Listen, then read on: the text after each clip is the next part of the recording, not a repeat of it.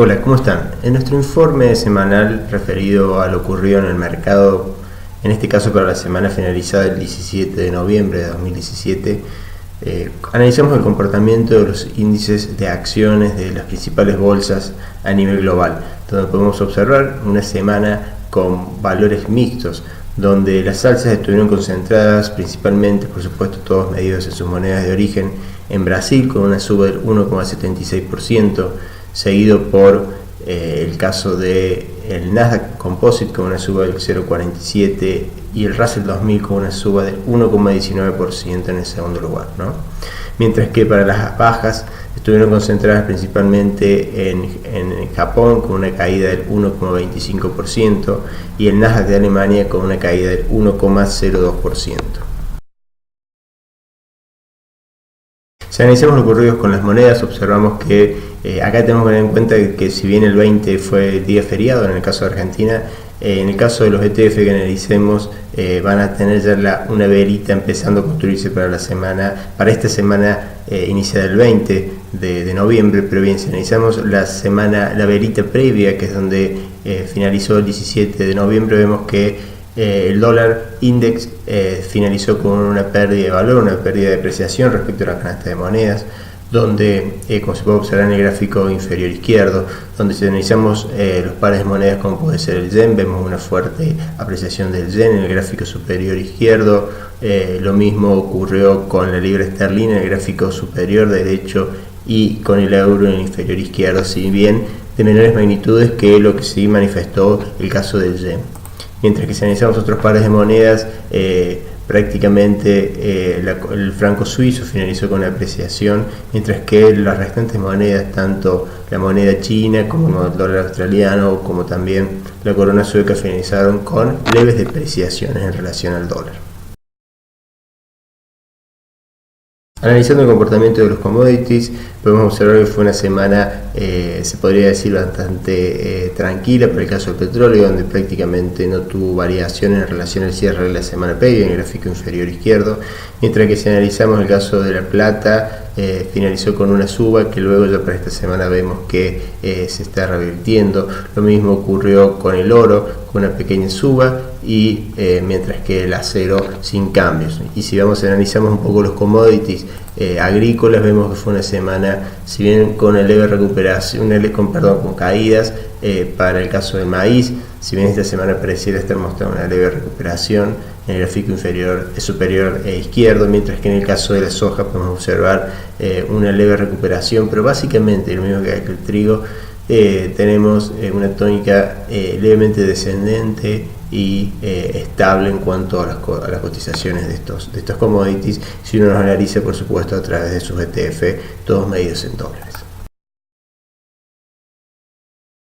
Y ya para analizar lo ocurrido en el caso de del paso local, en el caso de los activos de renta variable, si bien vimos que el Merval en pesos finalizó con una suba del 0,18%, en dólares finalizó con una caída del Merval del 0,16%. Fue una semana bastante movida, en la cual hasta el día lunes y martes se dieron caídas de consideración,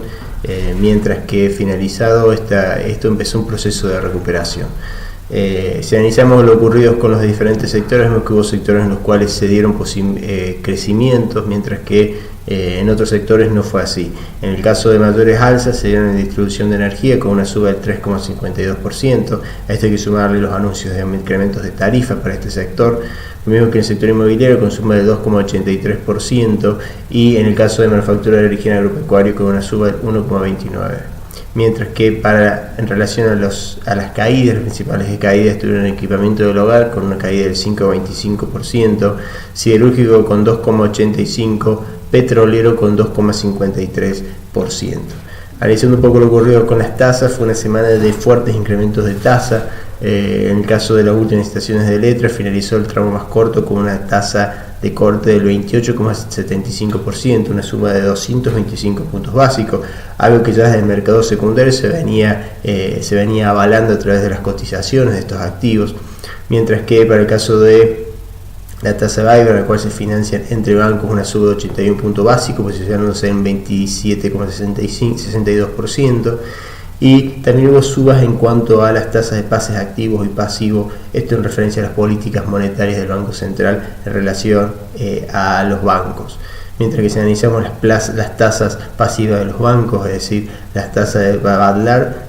tuvo suba de 44 puntos básicos, mientras que la TM20 de más de 20 millones de pesos caía de 44 puntos básicos y la de depósitos a plazo fijo 51 puntos básicos de incremento, con un rendimiento de un plazo fijo a 30 días, tasa terminal anual del 20,86%. Analizando un poco lo ocurrido con las curvas de bonos, vemos que los bonos, en el caso de los bonos en dólares, tuvieron leves mejorías, si bien prácticamente no tuvieron modificaciones o cotizaciones, lo que sí hubo leves mejorías en algunos bonos. De ahí es que la curva tendió a caer un poquitito en algunos puntos, mientras que si analizamos los bonos de dólar link, tuvieron caídas en sus tramos más cortos, lo que significó que las curvas tendieron a exigir mayor rendimiento en los tramos más cortos. Lo mismo pasa con los bonos en pesos a tasa fija y a tasa variable, mientras que los bonos en pesos más SER tuvieron un poco mejoría en los tramos más cortos, lo que significó en definitiva que la curva tiende a normalizarse con rendimientos más bajos los rendimientos de duración más corta. Bueno, eso es un poco una semana en la cual, luego de fuertes cimbronazos en los activos y dado por supuesto en esto de incrementos de tasas, hay que ver cómo reaccionan a nivel global estos activos, donde el dólar básicamente pareciera que continúa no fortaleciéndose y por lo tanto el resto de los activos en dólares mantiene una tónica bastante estable. Bueno, que tengan una excelente semana, nos estaremos viendo la próxima semana.